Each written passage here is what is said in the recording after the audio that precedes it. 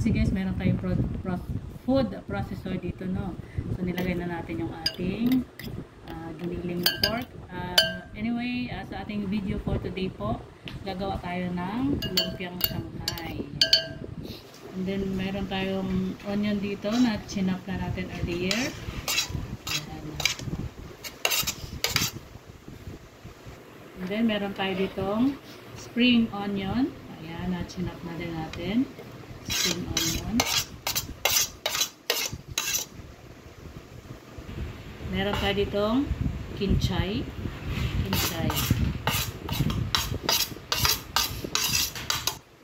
Then next, meron tayo ditong carrots na ating grenade. So ang ginamit ko dito guys is pang-grate ng cheese. Doon ko grenade yung ating carrots.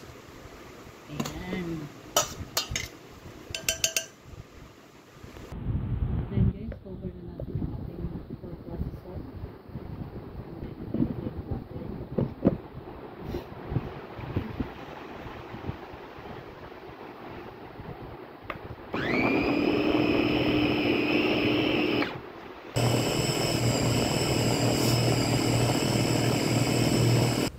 So ito na guys yung ating tapos na tayo mag-process ng ating mga ano na yung result. Lagyan natin ngayon ng magic. So, lagyan natin ng salt. Lagyan natin ng pepper, black pepper. Lagyan natin ng konting soy sauce. Ayan. Kunti lang guys, just a little. And of course, lagyan natin ng egg. Sa ganito guys, 2 itlog ang nilalagay ko.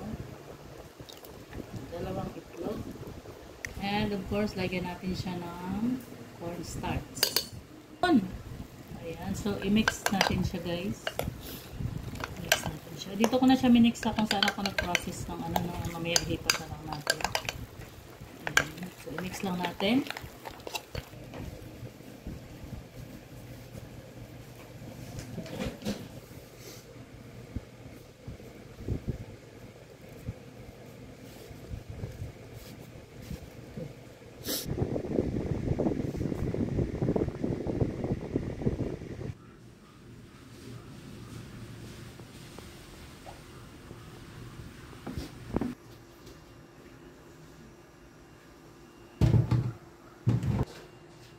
Ayan, so mainit na ang ating mantika guys. Ayan, so ilalagay na natin ang ating lumpia. Akin na ipit.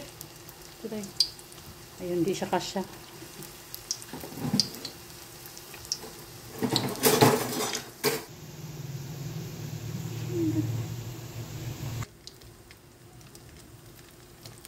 So nagkamali tayo guys na. Pinutol pala natin. Hindi niyos na putol. My goodness.